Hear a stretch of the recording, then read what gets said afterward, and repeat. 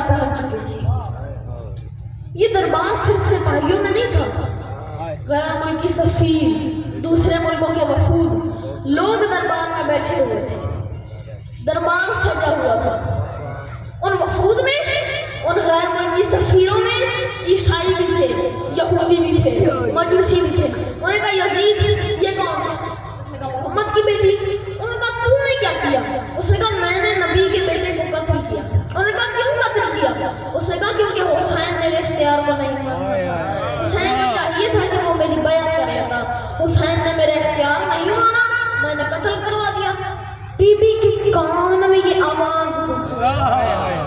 बीबी 2 कदम आगे बढ़ गई। आगे बढ़ के कहती है यजीद तू कहता है कि हमने तेरे इख्तियार को नहीं माना।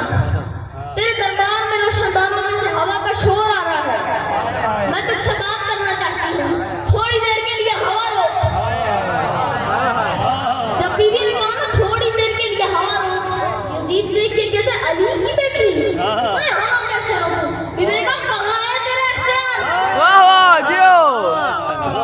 बीबी ने कहा कहाँ है तेरा इख्तियार? तू तो कह रहा था कि हमने तेरा इख्तियार नहीं माना, इख्तियार आजमा। रोशनदानों से हवा रोक। उसने कहा अली की बेटी ये मेरे बस में नहीं। बीबी ने कहा तेरे दरबार में सिपाही घोड़ों पर बैठे हैं, घोड़े सुम उठाकर जमीन पर मार रहे हैं, सुमों का शोर आ रहा है, थोड़ी देर के लिए सुम रोक। यजीद कहते हैं अली की बेटी मैं सुम कैसे रोकूं? बीबी ने कहा तेरे तो जानवर भी तेरे इख्तियार में नहीं। जियो। तेरे तो जानवर भी तेरे इख्तियार में नहीं।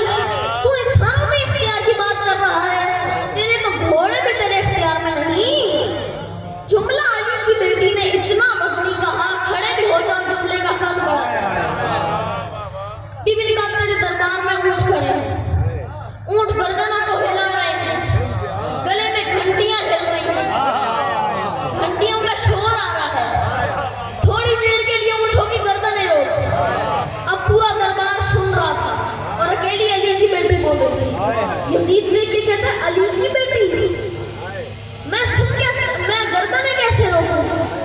यजीद देख के कहते हैं अली की बेटी कभी तू कहती है हवा रोक, कभी कहती है सुम रोक, कभी कहती है ऊंटों की गर्दनें रोक, ये सब कुछ मैं कैसे करूं? बीबी ने कहा अच्छा हम तुझे अपना इख्तियार दिखाते हैं। बीबी ने कहा सब खामोश।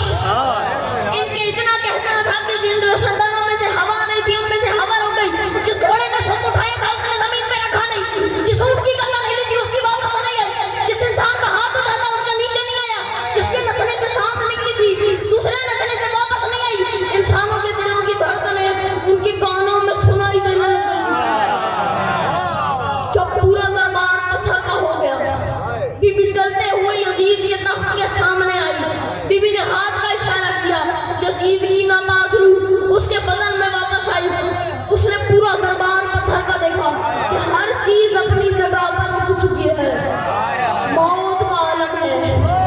यजीद के चेहरे पर मौत की सर्दी आई। यजीद तख्त पे बैठ के कहता है अली की बेटी मुझे माफ कर दे, अली की बेटी मुझे मौत ना देना, अली की बेटी मुझे माफ कर दे, अली की बेटी मुझे मौत ना देना, अली की बेटी मुझे माफ कर दे, अली की बेटी मुझे मौत ना देना। बीबी ने कहा अब बता कैदी तू है या? जियो। बोलो हैदर हैदर हैदर हैदर।